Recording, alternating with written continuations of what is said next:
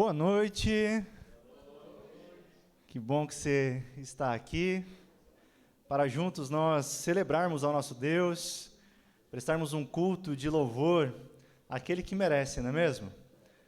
Eu quero convidar você a baixar sua cabeça, fechar os seus olhos, vamos acalmando o coração. Sei que tá bom a gente conversar, né? Contar como é que foi a semana, termos esse tempo juntos, mas agora a gente vai ter um tempo de culto, onde queremos ouvir a palavra de Deus, cantar louvores a Ele. Amém? Obrigado, Senhor. Obrigado por tamanha graça derramada sobre as nossas vidas. Nós não merecemos absolutamente nada, mas o Senhor é misericordioso. O Senhor derrama o seu amor sobre nós e, como gratidão, nós estamos aqui, Pai, para engrandecer o Teu nome, para bendizer o Senhor, para cantar louvores a Ti e agradecer por tamanha salvação que o Senhor nos deu em Cristo Jesus.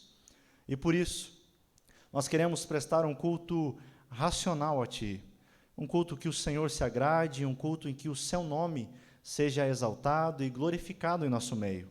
Por isso nós Te pedimos o direcionamento do Teu Espírito, que em tudo nós possamos fazer aquilo que o Senhor deseja, seguir da maneira que o Senhor quer que nós façamos este culto.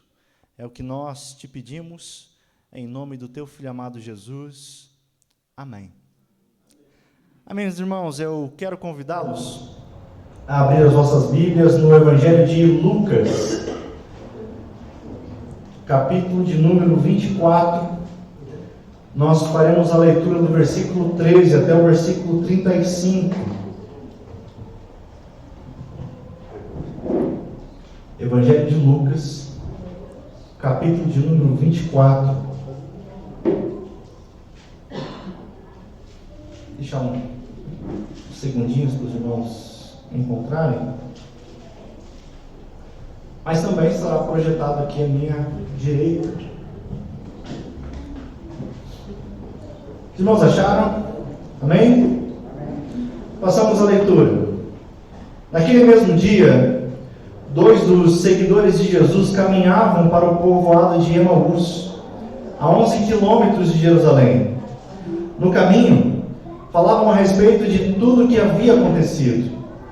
Enquanto conversavam e discutiam, o próprio Jesus se aproximou e começou a andar com eles.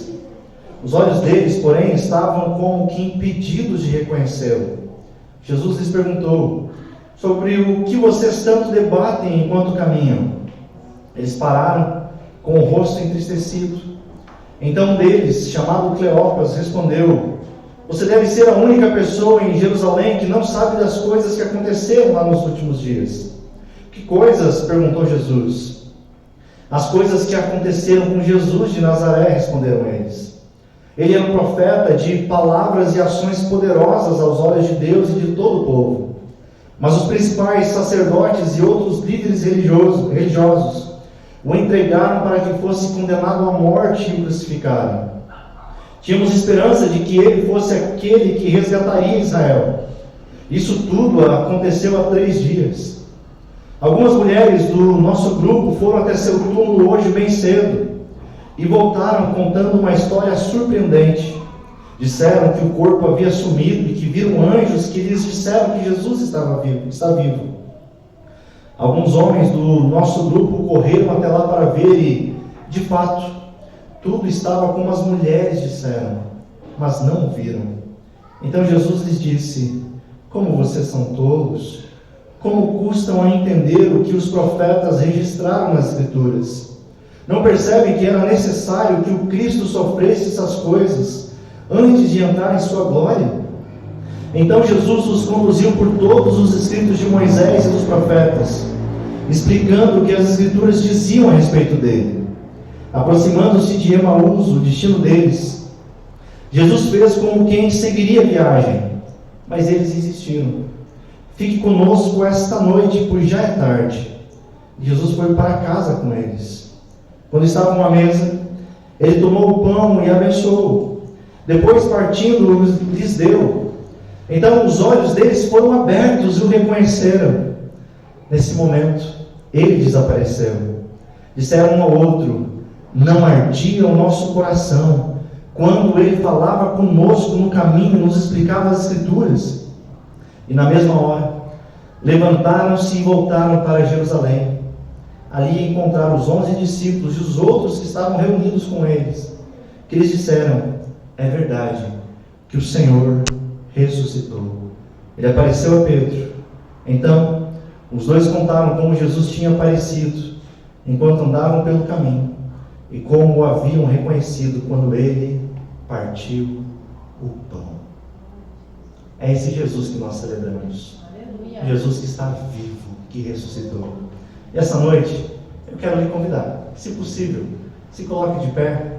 Vamos cantar louvores a esse Deus que vive e reina para todo sempre.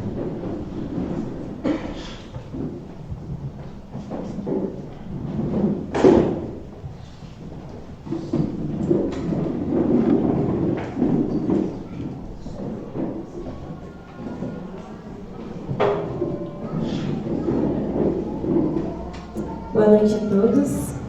Que nessa noite você possa render graças ao nosso Deus e agradecer a Ele por sua vida, por sua misericórdia se renovando, que a sua misericórdia se renovou na sua vida nesse dia.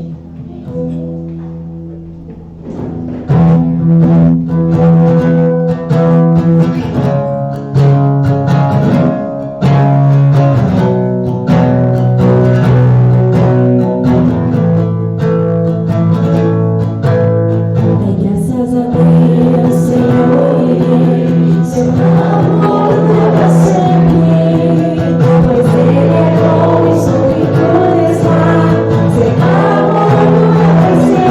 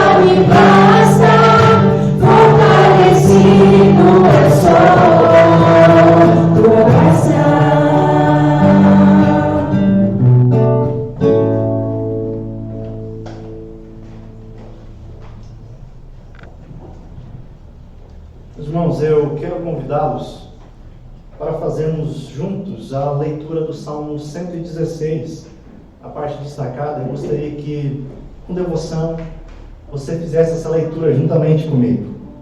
Assim está escrito a palavra de Deus. Amo o Senhor, porque Ele ouve a minha voz e as minhas orações, porque Ele se inclina para ouvir. Orarei enquanto viver. A morte me envolveu com suas cordas, os terrores da sepultura me dominaram. Não via outra coisa senão sofrimento e tristeza. Então clamei pelo nome do Senhor. Livra-me, Senhor. O Senhor é compassivo e justo. O nosso Deus é misericordioso. O Senhor protege os ingênuos. Eu estava diante da morte e Ele me salvou. Volte, minha alma, a descansar, pois o Senhor lhe tem sido bom. Ele livrou minha alma da morte, meus olhos das lágrimas, meus pés da queda. Por isso, andarei na presença do Senhor enquanto viver aqui na terra. Eu criei, por isso disse: estou profundamente aflito. Em meu desespero declarei: todos são mentirosos. O que posso oferecer ao Senhor por tudo que Ele tem feito? Celebrarei meu livramento e louvarei o nome do Senhor. Cumprirei meus votos ao Senhor na presença de todo o seu povo. O Senhor se importa profundamente com a morte de seus fiéis. Ó Senhor, sou teu servo, sim, teu servo, teu humilde servo. Tu me livraste de minhas correntes. Oferecerei a ti um sacrifício de ação de graças e louvarei o nome do Senhor. Cumprirei meus votos ao Senhor na presença de todo o seu povo, na casa do Senhor, no meio de Jerusalém. Louvado seja o Senhor. Amém? Vamos orar ao Senhor?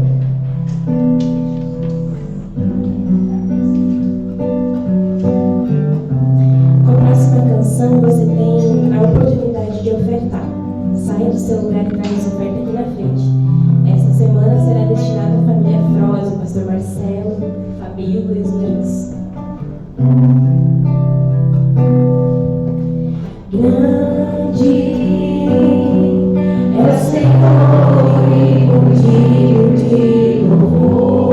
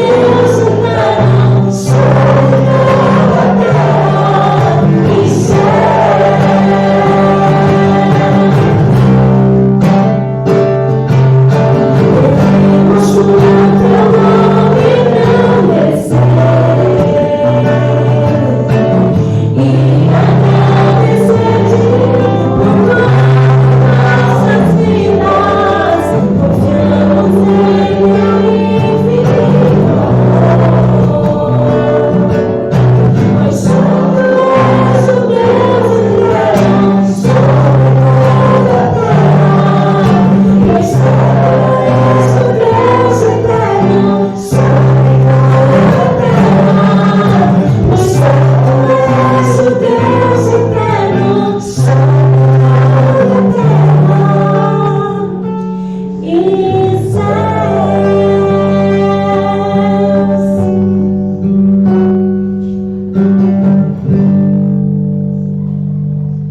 Te convido a orar junto comigo.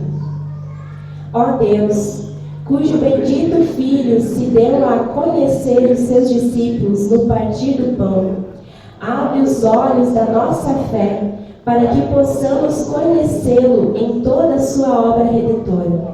Pelo mesmo Jesus Cristo, nosso Senhor, que vive e reina contigo e com o Espírito Santo, um só Deus, agora e sempre. Amém.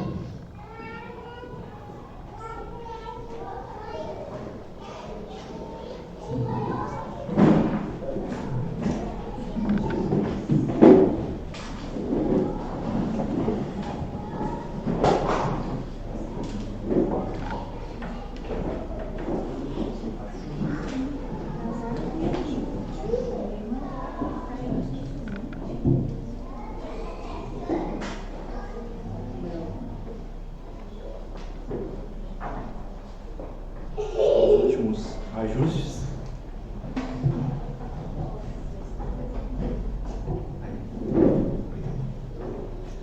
Irmãos, nós iremos seguir com a nossa exposição do Evangelho de Juízes. Você que está acompanhando a série, vocês têm visto o quanto de graça de Deus nós temos encontrado nesse livro, não é mesmo? Para a gente dar sequência, eu quero convidar aqui nosso irmão Gilmar para estar orando por mim, pedindo direcionamento do Espírito de Deus.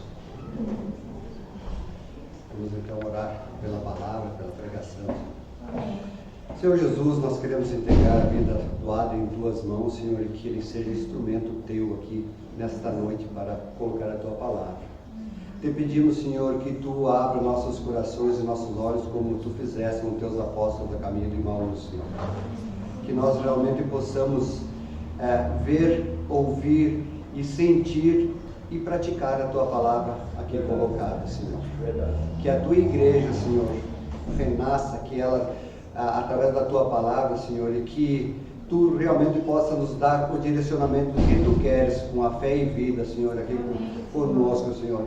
E abre, sim, mais uma vez te peço os nossos corações, nossos olhos, para que nós possamos ver e nos colocar à disposição para, sim, tocar a tua obra adiante, Senhor. Aquilo que você fez com os teus apóstolos, que mandou também, que nós também possamos ser enviados e que essa cidade sinta a diferença de ter uma igreja com uma fé e vida aqui, que nós realmente possamos fazer a diferença. Vem, Senhor, com tua palavra, abrir os nossos olhos e os nossos corações. Por Cristo Jesus. Amém. Amém. Só.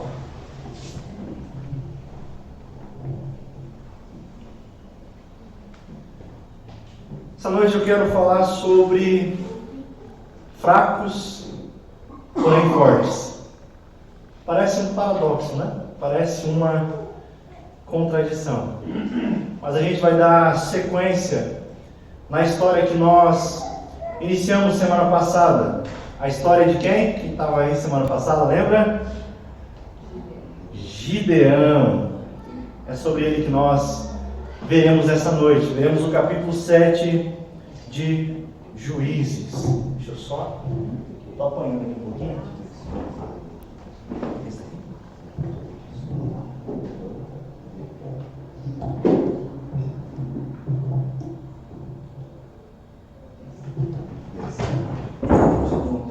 Sem ajuda de um profissional, não.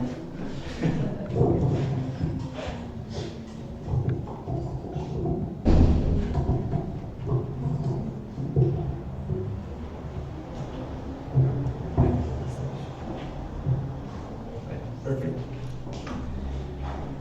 Um dos maiores evangelistas que a igreja já teve foi, sem dúvida alguma, Whitfield Moody. Certa vez Moody foi convidado para pregar em Londres, em um grande teatro. E lá estavam pessoas da mais alta sociedade, incluindo membros da família real. Moody se levanta para pregar e ele vai fazer a exposição de Lucas capítulo 4, versículo 27.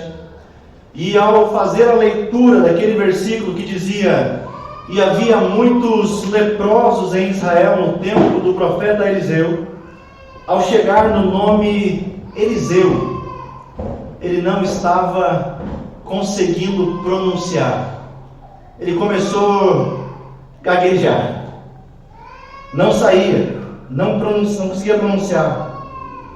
Ele tenta uma segunda vez, e quando ele chega de novo na palavra Eliseu, não consegue. Repete uma terceira e falha outra vez. Moody notoriamente fica comovido, triste com a situação. E então ele decide fazer uma oração a Deus. E ele diz assim: ó Deus, use esta língua de gago para proclamar Cristo crucificado a este povo. Feito essa oração, Moody prega o Evangelho.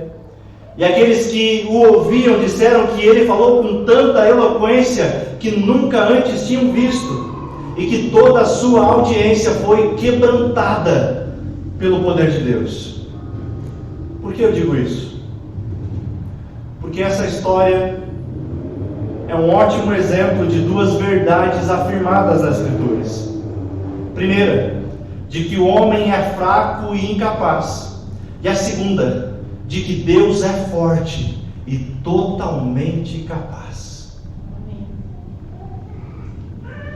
E esse Deus é o Deus que usa homens fracos para o louvor do seu nome, pois o seu poder é aperfeiçoado na fraqueza.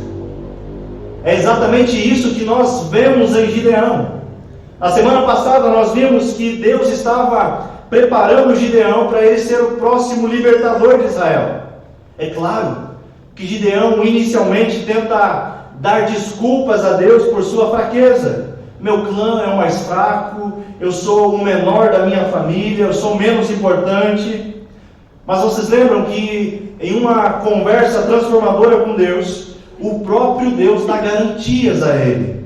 O próprio Deus garante o quê? Eu sou o Deus que o envia. Eu sou o Deus que estarei contigo. Quer mais garantia do que essa? E mais, Gideão, a sua batalha será como se você estivesse lutando contra um só homem. Apesar das fraquezas de Gideão, apesar da pequenez desse homem, quem é que Deus vai usar? Gideão. É esse homem. Entramos no capítulo 7. Abra sua Bíblia, permaneça com ela aberta. Nós não faremos a leitura de todo o texto.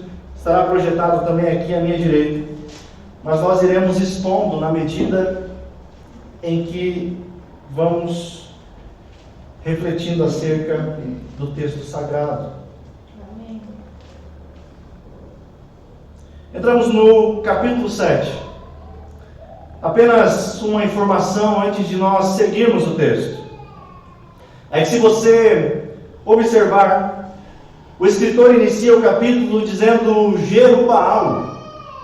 Vocês lembram que no capítulo 6, Gideão derrubou o altar de Baal e, portanto, ele passou a ser chamado de Jerubaal, que significa que Baal lute com ele.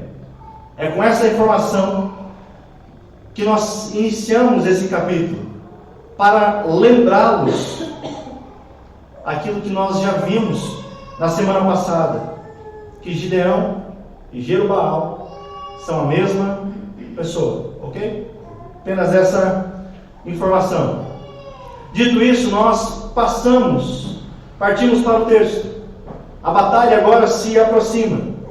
Gideão e todo o seu exército se levantam de madrugada e acampam junto à fonte de Arode, enquanto que o exército inimigo, o exército de Midian, estava acampado ao norte deles, num vale perto de Moré.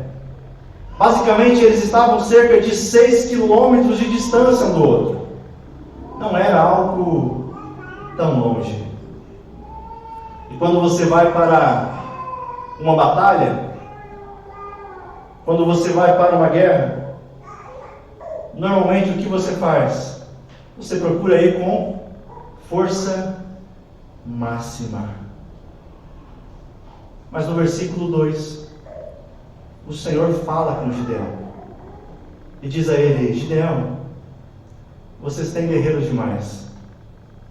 Se eu deixar todos vocês lutarem contra os midianitas, Israel se vangloriará diante de mim, dizendo que se libertou por sua própria força. O que Deus está dizendo?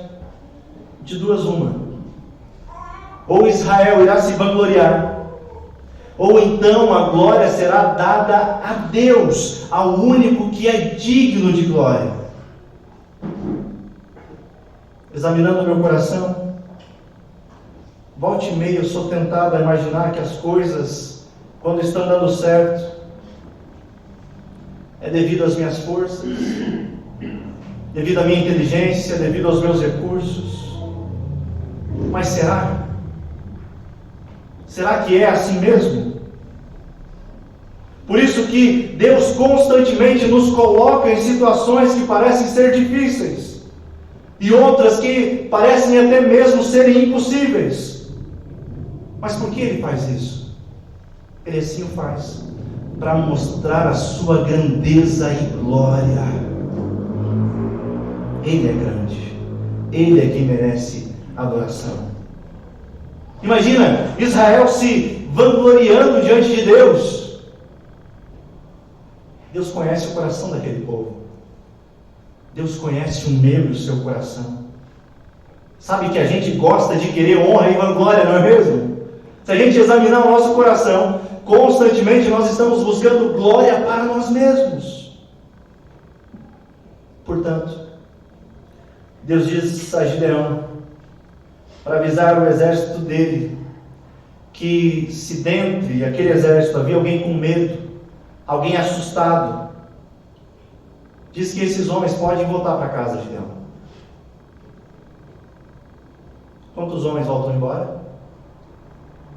Final do versículo 3. 22 mil homens voltam para casa. É muita gente. Restando apenas 10 mil. Quem sabe Gideão pensou, então, agora vai. Agora é a hora da batalha. Mas o Senhor outra vez diz a Gideão que o exército está grande. Gideão, esse exército, esse número precisa ser reduzido. Desça até a fonte. E eu irei determinar, irei dizer quem irá com você e quem não irá. Versículo 5. Quando Gideão desceu com os guerreiros até a fonte, o Senhor lhe disse: separe os homens em 2 grupos. Num grupo, coloque todos os que bebem água com a mão, lambendo-a como fazem os cães. No outro grupo, coloque todos que se ajoelham e põe a boca na água para beber. O versículo 6 mostra que apenas 300 homens beberam água das mãos.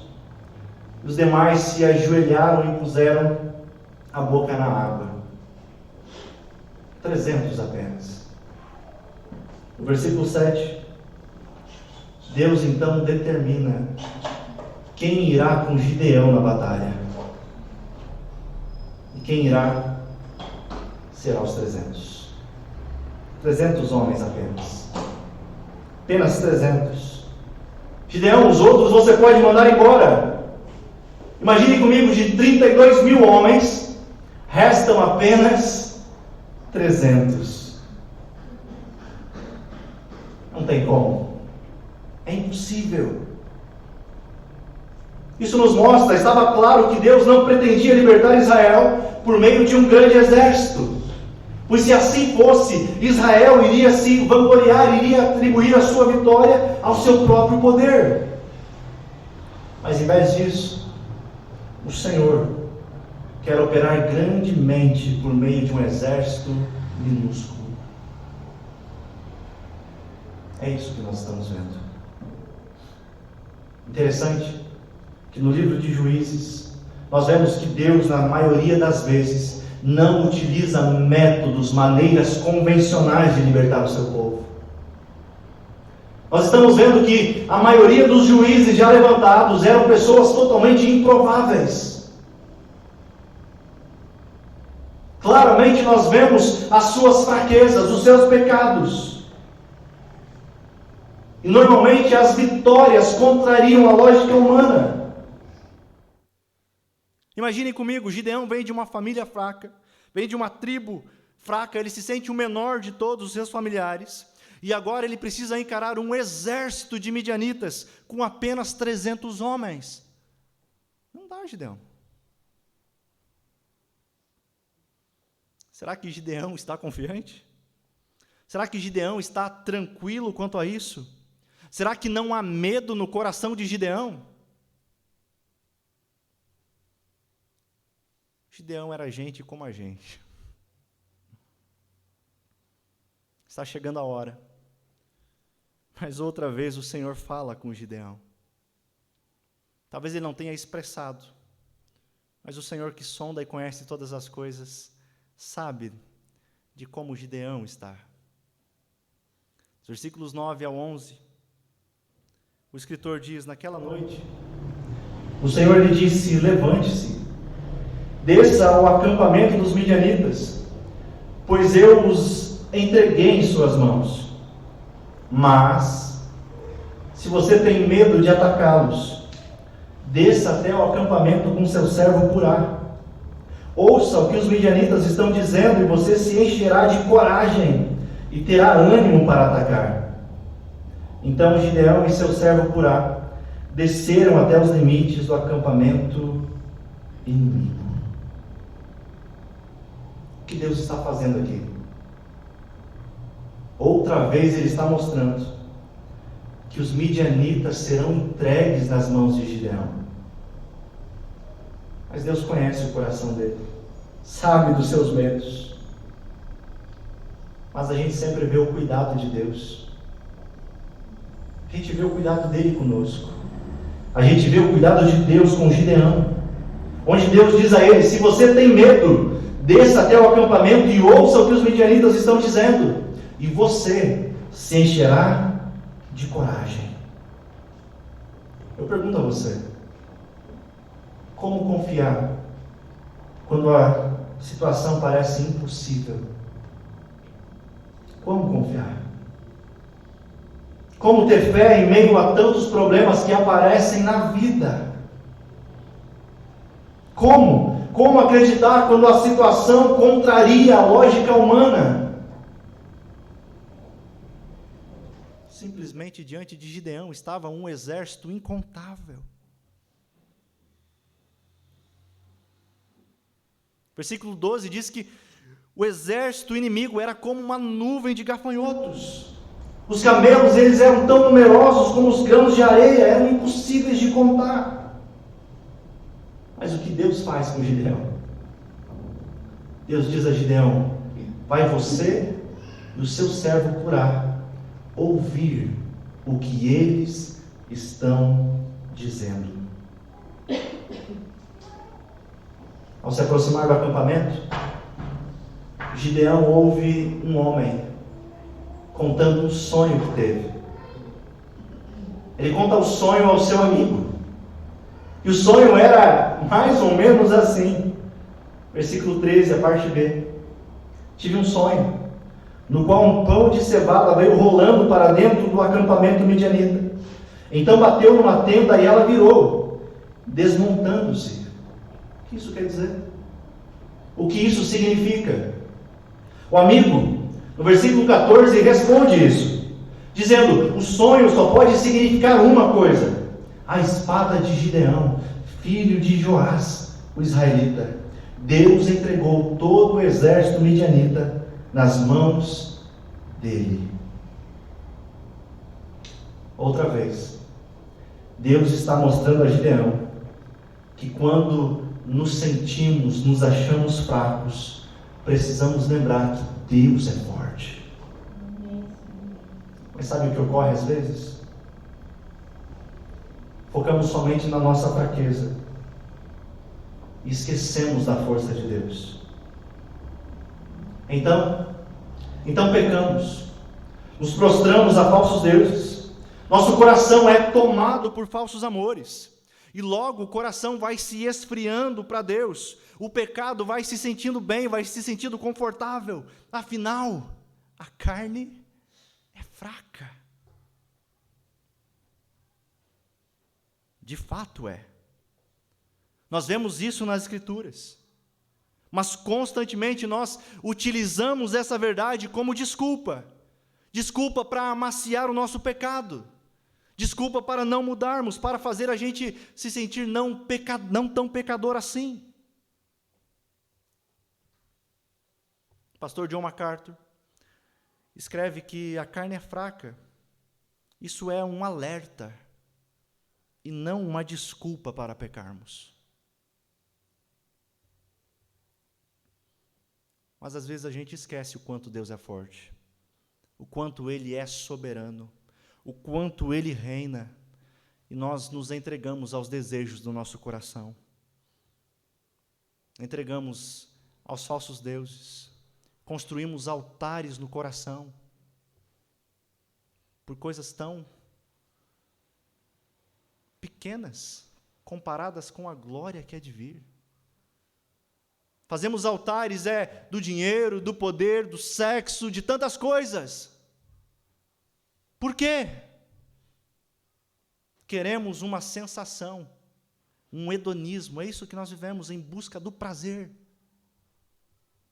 Quando nós fomos criados para aquilo que é eterno. Não use a desculpa de que somos fracos para pecar, não. Mas quando você lembrar da sua fraqueza, lembra da força de Deus, do quanto Ele é poderoso, do que Ele prometeu a Gideão: eu estarei contigo. É interessante, no texto, a gente observa que Gideão estava com medo. Eu e 300 homens contra uma multidão. Imagina.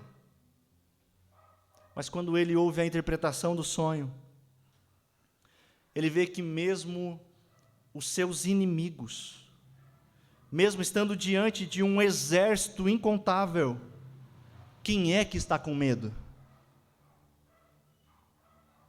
Não são os inimigos? Eles estão com um número incontável, mas é eles quem estão com medo, pois eles reconhecem a força de Deus. Eles sabem que Deus entregou eles nas mãos de Gideão. Isso mostra o que Deus quer fazer com homens fracos, através da sua força. Ao saber disso, ao saber desse sonho, qual é a reação de Gideão? Como Gideão reage a tudo isso? Versículo 15. Quando Gideão ouviu o sonho e sua interpretação, prostrou-se em adoração. Voltou para o acampamento de Israel e gritou: levantem-se, o Senhor entregou o exército midianita em suas mãos. Qual é a reação de Gideão? Adoração. Adorar a Deus. De fato, Deus é Deus. Aquele coração que estava tomado de medo é preenchido por conforto, pois ele agora tem certeza que Deus está com ele. Sabe, meus irmãos, isso nos ensina muito sobre a vida cristã, muito mesmo. Isso nos ensina que o nosso Deus, Ele é o nosso grande conforto. Ele é quem nos dá segurança. Normalmente, em um relacionamento, marido ou esposa, sempre reafirmam que mesmo em situações extremamente difíceis, extremamente complicadas que irão passar, sempre reafirmam o seu amor um com o outro e diz: olha, eu sempre estarei contigo. Não é assim? Não reafirmamos isso com as pessoas que amamos? É exatamente o que Deus está fazendo a Gideão. Está reafirmando o seu amor.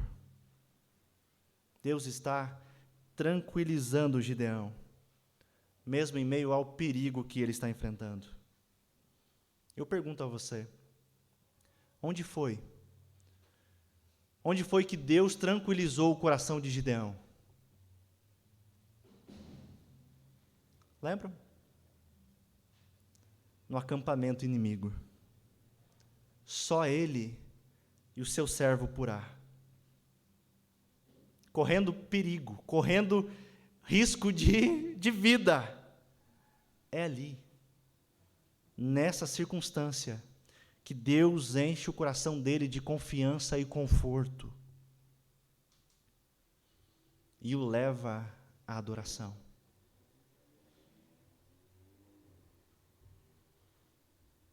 As circunstâncias não são para nos destruir, mas é o próprio Deus trabalhando conosco. É o próprio Deus querendo dar conforto ao nosso coração e nos mostrando que Ele está conosco. E se Ele está conosco, não precisa de exército algum. Ele dá confiança e conforto em meio ao caos. Ele é quem faz tudo isso. Gideão tem o seu coração cheio agora, tem o seu coração confortado, confiante em Deus, e ele é levado à adoração. Mas essa adoração não é uma adoração estática. Gideão é tomado também por ação. Ele vai ao acampamento e diz: levantem-se e vamos. Sabe, isso deve fazer com que a gente examine a nossa confiança em Deus. Isso deve fazer com que a gente sonde o nosso coração. Pois talvez em certos momentos, pode ser que nos falte a certeza da presença de Deus conosco. E às vezes, isso ocorre porque não nos arriscamos a viver em total obediência a Ele. Sejamos sinceros. Muitas vezes, nós não descansamos e nem confiamos nele. O nosso coração teima e não consegue confiar e viver em obediência, com determinação e alegria nas promessas dele. Mas a gente precisa ser lembrado continuamente, sermos assegurados que a presença dele está conosco. E você sabia que Deus nos assegura isso? Nos assegura que a sua presença está conosco? De que maneiras ele faz isso? O pastor Tim Keller mostra pelo menos 3 razões, 3 maneiras pelas quais Deus assegura que a presença dele está conosco. E a primeira, nós encontramos do versículo 7 até o versículo 11, que é por intermédio da sua palavra. Nós vimos que Deus estava falando o quê? Diretamente com Gideão. Deus havia dado uma palavra a Gideão. Quais são as chances disso fracassar? 0. Quais são as chances de Deus errar? Nós conversávamos agora há pouco na classe de novos membros. Eu lembrei, tinha um professor que ele dizia assim: olha, se Deus um dia errar comigo, eu seria a pessoa mais feliz do mundo. Ué, como assim? Por quê? Porque terá sido a primeira vez que ele errou. Porque ele não erra. Pela sua palavra, nós temos a certeza de que ele está conosco. Ao lermos as Sagradas Escrituras, nós vemos as promessas, nós vemos que elas não falham.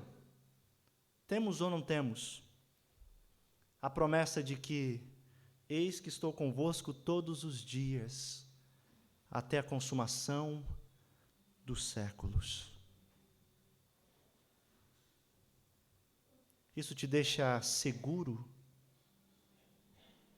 Isso te deixa confiante? Ou isso te faz querer se apegar nas suas forças? Nós temos essa segurança, através da palavra dele, de que o próprio Espírito de Deus está conosco. Segunda maneira que nós podemos ser assegurados de que Deus está conosco, por meio de outras pessoas. Como assim? Gideão vai até o acampamento inimigo e ouve outras pessoas falando que Deus havia entregado os midianitas nas mãos dele. Eu creio que Deus usa pessoas, você crê também? Esses homens eram inimigos de Gideão. Mas o meu conselho a você, se eu posso lhe dar um conselho, que é extremamente importante, que você tenha amigos que o encorajem, amigos que são verdadeiros, amigos que não passem a mão em você, bajulando, dizendo, não, está tudo certo, mas amigos que confrontem o seu pecado, dizendo, ei, você está enganado quanto a isso. Precisamos de amigos verdadeiros, que nos falem as maiores verdades. Mesmo que isso doa, mesmo que isso fira. Mas sabemos que pelo poder transformador do Evangelho,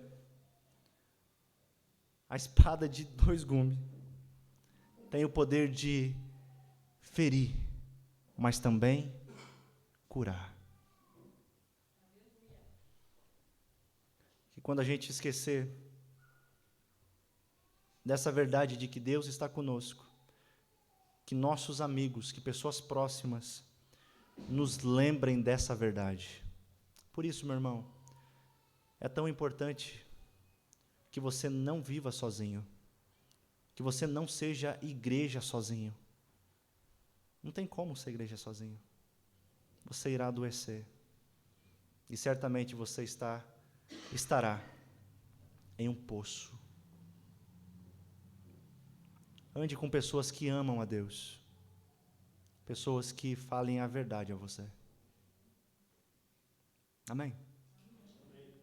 Terceira maneira que Deus assegura estar conosco, por meio das circunstâncias. Gideão estava com medo. E o que Deus faz? Deus leva Gideão justamente para a zona de perigo, para ouvir algo, para se sentir seguro. O que é isso? Deus usa circunstâncias para nos lembrar que Ele está conosco. Nas batalhas da vida, nas situações mais difíceis que a gente possa enfrentar, Deus quer dizer algo. Deus sempre fala. Amém? Quando nós temos essa certeza, quando o nosso coração é confortado e consolado por Deus, a reação que nós temos deve ser a mesma de Gideão. Qual é? Adoração. Não tem outra reação a não ser essa. Adoração. Aquele que não nos abandona apesar de nós. Quando olhamos para as nossas fraquezas, olhamos também que Ele assegurou que estaria conosco. Portanto, nós somos levados, precisamos adorar e cultuar a Ele de todo o coração e também obedecê-lo. É isso que ocorre. Gideão adora e também obedece. Ele volta para o acampamento e logo ele estabelece o quê? Um plano de batalha. Deus havia dado a estratégia, mas ele faz um plano. Deus havia assegurado que estaria com ele, mas ele faz um plano. Sabe o que é isso? Deus nos dá dons e talentos para serem usados. É isso que nós vemos. É isso que ocorre. Ele vai ao acampamento, prepara o seu plano de batalha, o seu exército já é pequeno, e o que ele faz com o exército? Divide em 3. Distribui para cada homem uma trombeta e um vaso de barro, e passa a eles o plano. Versículo 19. Eles vão chegando perto do acampamento inimigo, perto da hora da troca da guarda, tocam as trombetas, despedaçam os jarros e gritam. Não sei se você notou, mas é um plano extraordinário. O exército de Israel fez bastante barulho. E isso fez parecer que o exército era muito maior do que realmente era, por causa do barulho que fez. Versículos 21 e 22 mostram que os midianitas começaram a correr de um lado para o outro, gritando apavorados. Quando as trombetas foram tocadas, o Senhor fez com que os guerreiros que estavam no acampamento se confundissem e lutassem entre eles mesmos. O desfecho dessa batalha já era conhecido, não era? Lá no capítulo 6, Deus já tinha garantido. Deus já havia dito como isso terminaria. No final, os 300 homens não mataram nem mesmo um único soldado inimigo. Nenhum soldado israelita pôde voltar para casa se vangloriando por seus próprios feitos, mas simplesmente glorificando pelo que Deus fez. Alguns midianitas fogem, mas eles são encontrados mais adiante por algumas tribos. Meus irmãos, você notou que fica nítido que Deus usa homens fracos para mostrar a sua força? Que no capítulo 6, Gideão, que ia terceirizar o serviço, estava aguardando Moisés. Ele lembrou do Egito. Mas com quem que Deus conta? Não é mais com Moisés, é com Gideão. Gideão, você é o Moisés da sua geração. Irmão, não é com quem ficou ou quem irá vir que Deus conta, mas Deus conta é com você. Deus conta com a sua fraqueza para fazer coisas grandiosas para louvor do nome dEle. Amém. Algumas aplicações diante desse texto. Alguns ensinamentos que nós podemos aprender com a palavra de Deus, com o que Deus quer comunicar a nós.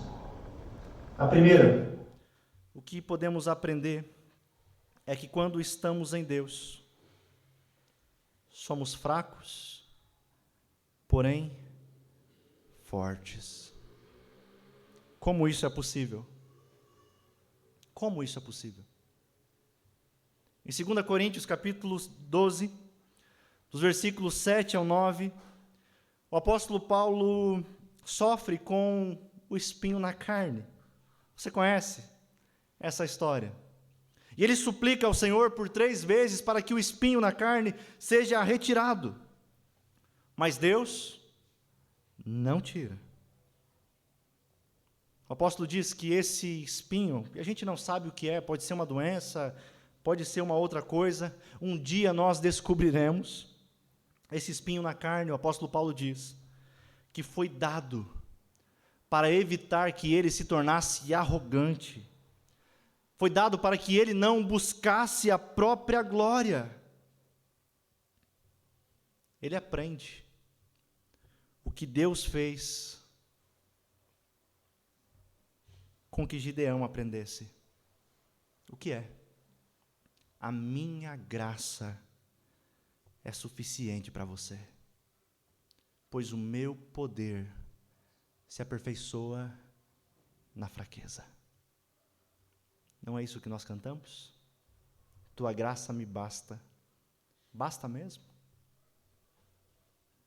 Quando sou fraco, é que sou forte? É mesmo? Ou nós queremos resolver as coisas tudo do nosso jeito?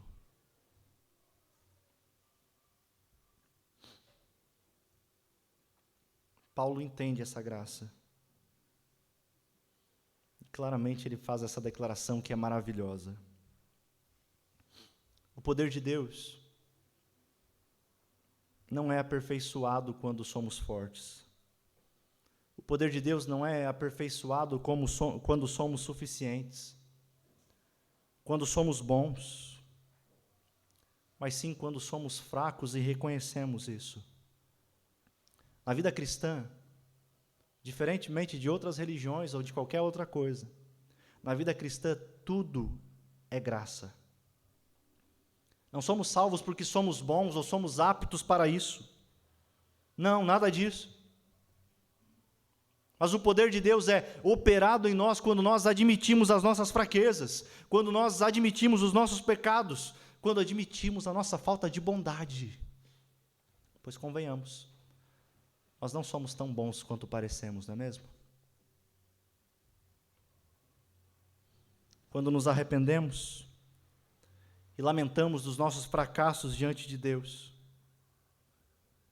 a nossa fraqueza, aí nós vemos o seu amor e a sua graça sendo derramados sobre nós, se tornando ainda mais preciosos e verdadeiros sobre o nosso coração. Esse diagnóstico nos leva a entender a profundidade do nosso pecado, a profundidade da nossa ofensa a Deus. Imagina, alguém chegar para você e falar o seguinte: eu paguei uma das suas contas do mês. É muito provável que você ficará feliz, não é mesmo? Mas depende, exatamente. Depende. Sabe por quê? Porque a alegria ela será proporcional ao tamanho da conta que foi paga. Correto? Quanto maior for a conta, maior será a alegria. Quando reconhecemos a nossa fraqueza, quando reconhecemos o nosso pecado, quando reconhecemos o preço que foi pago por nós, o Evangelho se torna tão precioso, porque a nossa conta era impagável. Não tem como querer chegar diante de Deus e dizer que eu sou forte, dizer que é pelos meus méritos. É por isso que o poder dele se aperfeiçoa na fraqueza. Segunda aplicação que nós podemos aprender é que constantemente nós queremos ser os nossos próprios salvadores. Estou errado? Versículo 2. Se eu deixar todos vocês lutarem contra os midianitas, Israel se vangloriará diante de mim, dizendo que se libertou por sua própria força. A natureza humana sempre buscará glória para si. Se houver a mínima possibilidade, a mínima chance de nos gloriar, nós assim faremos. E quando achamos que merecemos o crédito pelo resgate da nossa salvação. Nós estamos roubando de Deus a exaltação que pertence somente a Ele. Constantemente nós queremos nos colocar no trono, como salvadores de nós mesmos. Às vezes a gente fala que a salvação é pela fé, é pela graça, mas nós vivemos diferente disso. Vivemos achando que nós mesmos podemos nos salvar. E meu irmão, acredite, não há perigo maior do que este. Acreditar de que você ou eu somos capazes de salvar a nós mesmos. A salvação, ela é um ato gracioso de Deus e não pode ser alcançada pelos nossos próprios méritos. É o que Deus mostra nas Escrituras. É o que Deus está mostrando a Gideão, que a vitória é dele e não de Gideão. A parte de Gideão foi somente confiar e obedecer a ele. Deus havia preparado tudo. Sabe o que é isso? A nossa salvação é operada da mesma maneira. Nós precisamos deixar isso muito claro, pois isso é um assunto muito importante na fé cristã. Muitos acreditam que são colaboradores de Deus na salvação, que Deus fez 50% e os outros 50% eu tive que fazer. Mas pense comigo, se isso estivesse certo, a glória não poderia ser dada somente a Deus. Precisaria ser repartida, você não acha? Se depender 1% da ação do homem, então Deus também não pode ser glorificado. Por que eu digo isso? Porque muitos acreditam que colaboram com Deus na salvação. É como se Deus estivesse de um lado da ponte, você estivesse do outro lado, você anda até a metade e Deus vem até a metade ao seu encontro. Parece bonitinho, mas não é bíblico. Não é o que nós encontramos nas Escrituras. Se fosse assim, seria graça e mais alguma coisa. Mas me permita utilizar um termo teológico. Nós cremos que a salvação ela é monergista. O que é isso? Monergismo é a junção de duas palavras gregas que significa trabalhar sozinho ou o trabalho de um. Biblicamente, o que isso significa? Significa que a condição que o homem está é de alguém morto em seus delitos e pecados. Não é o que o apóstolo Paulo afirma em Efésios 2? Essa é a condição espiritual do homem, que ele nada pode fazer. Nenhum passo ele pode dar, ou ele pode? Ele tem vontade? Não. Portanto, é necessário o trabalho de um. Monergismo, então, significa que é Deus quem dá vida espiritual.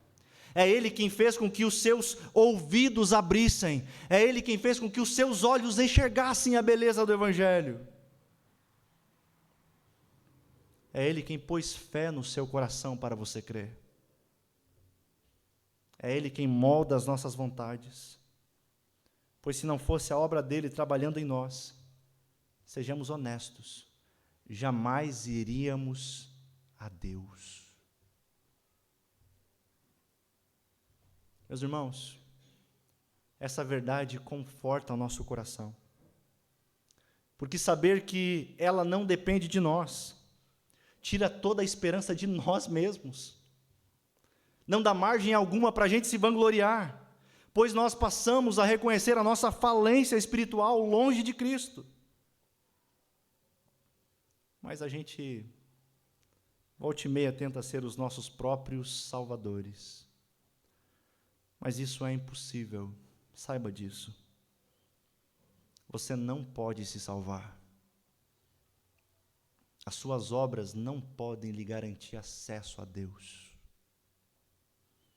você depende de um ato gracioso de Deus.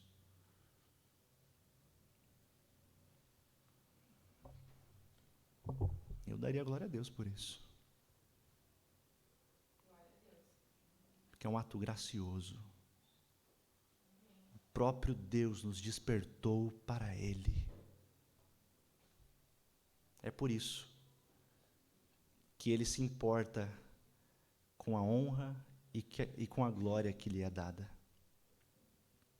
Terceiro, para encerrarmos, quando reconhecemos a nossa fraqueza, encontremos um Deus que é totalmente forte, um Deus que é totalmente soberano.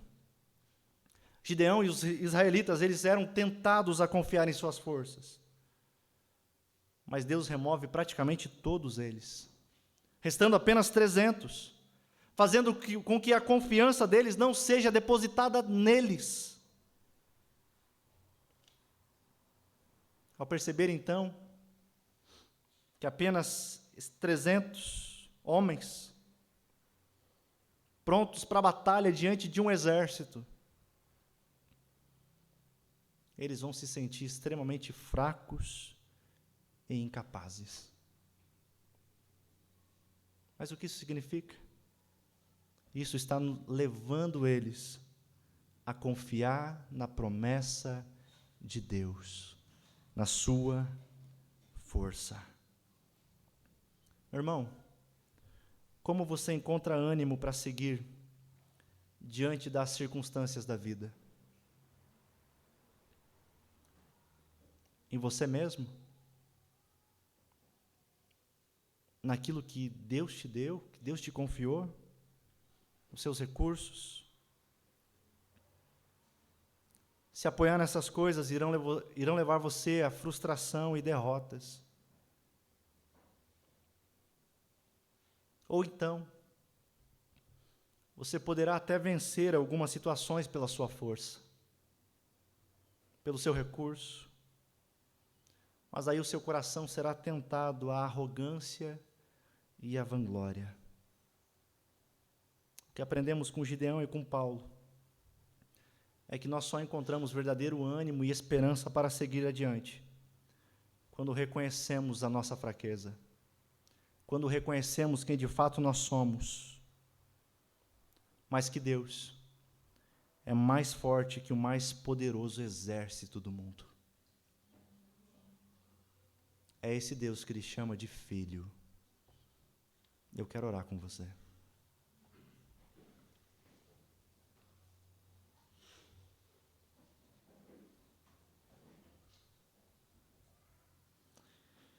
Obrigado, Senhor, pela Tua palavra. Faz com que o nosso coração não queira confiar nas nossas forças, nos nossos méritos, até porque nós não temos mérito algum diante de Ti. Mas, Senhor, que a gente possa reconhecer as nossas fraquezas diante do Senhor, pois o Senhor é um Deus grandioso, um Deus imenso. O Senhor é um Deus que habita em vasos de barro. É um tesouro em vasos de barro. Não somos merecedores de absolutamente nada, mas o Senhor é gracioso. E o Senhor nos assegurou que estaria conosco. Senhor, indiferente da circunstância que nós enfrentarmos, que essa verdade ecoe em nosso coração e não nos deixe esquecer que a Sua graça nos basta, a Sua presença nos basta, e o Seu poder é aperfeiçoado na fraqueza. Por isso, queremos louvar mais uma vez o Senhor. Eu convido os irmãos, se coloquem de pé.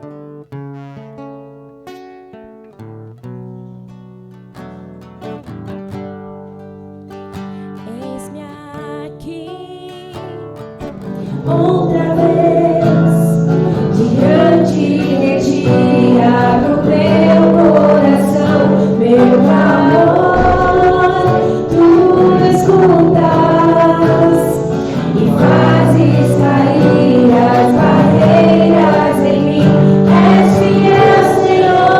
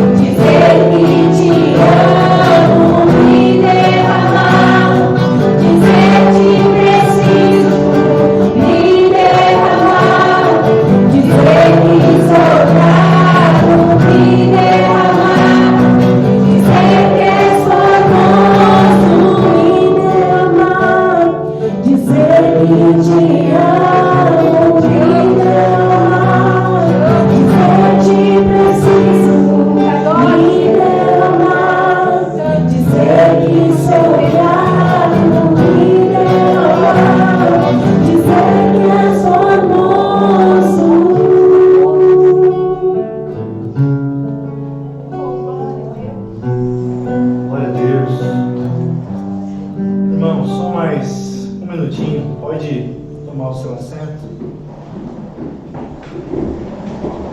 Apenas alguns avisos aqui da comunidade. Primeiro, é um pedido aos irmãos: nos siga no Instagram, curta, compartilhe. A gente está movimentando, né, essa rede. Então, ali a gente compartilha, né, informações a respeito de culto. Queremos movimentar ainda mais com algumas perguntas teológicas, algumas questões devocionais. Então, nos acompanhe. Também um aviso bastante importante é que no próximo domingo, quinto domingo do mês, nós aqui na comunidade temos o costume de fazermos o culto pela manhã e com café. Um delicioso café. Vocês sabem o quanto isso é bom para essa galera quando se reúne para comer. Vocês estão se vendo nas fotos lá, né? Então, nós queremos convidá-los para esse próximo domingo. O café será às 8h30 da manhã e o culto às 9h30. Venha estar com a gente, desse tempo de comunhão, de conversa, amizade e de comida, né? A gente gosta de comer. E depois a gente vai prestar um culto de louvor ao Senhor e ouvir a sua palavra. Convide mais alguém, né? Esteja com a gente. Bem, Sub-18, próximo sábado nós teremos nosso encontro, né? Nosso encontro, eu também estou no Sub-18, né? Estou na perna? Não, faz pouco que eu fiz 18. Então, às 18 horas. Gabinete pastoral também, onde a gente pode ter um tempo de conversa, de aconselhamento. Quem sabe se existir alguma dúvida, né, quanto àquilo que é ministrado, dúvida teológica, ou você queira conversar, né, ter esse tempo, você queira receber uma oração. Eu estou aqui para servir vocês, servir os nossos irmãos, a comunidade. Então podem ficar bem à vontade para nos chamar, né, para me chamar, e a gente agenda um tempo para isso.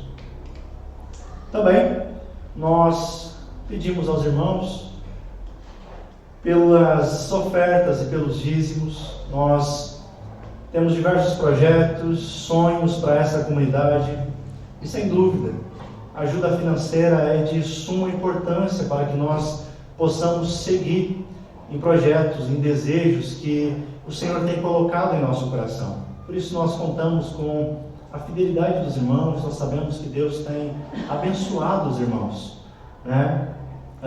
Se você que nos visita, ou então os irmãos da comunidade já sabem, nós não somos uma igreja que temos o costume de ficar, né, pedindo, barganhando, você tem que dar para receber, nada disso.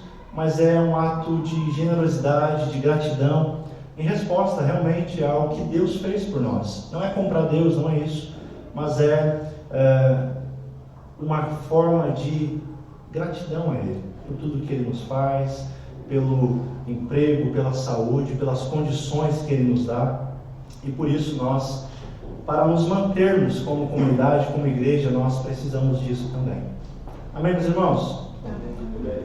Para finalizarmos, oração de envio, dê suas mãos, oramos ao Senhor. Pai, muito obrigado, porque o Senhor esteve presente, o Senhor está presente conosco, o Senhor nos acompanha nessa semana que se inicia, e por isso nós te pedimos que o Senhor derrame a sua graça, derrame conhecimento da tua palavra sobre nós. Abençoa, Senhor, a vida dos meus irmãos, que em todos os seus afazeres, que seja trabalho, escola, família, atividades, o que quer que eles forem fazer, que o Senhor esteja os abençoando, guardando de todo o perigo, livrando de todo o mal, de todo homem imprudente, de todo homem cruel, mas guardando, e que eles possam ser luz para viver testemunhando da beleza do Teu Evangelho. É o que nós te pedimos, em nome de Jesus. Amém. Meus irmãos, que o Senhor o abençoe e o proteja. Que o Senhor olhe para você com favor e lhe mostre bondade. Que o Senhor se agrade de você e lhe dê a paz que pertence somente a Ele. Amém? Uma abençoada semana a todos. Por favor, não saia sem dar um abraço no seu irmão e sem cumprimentá-lo.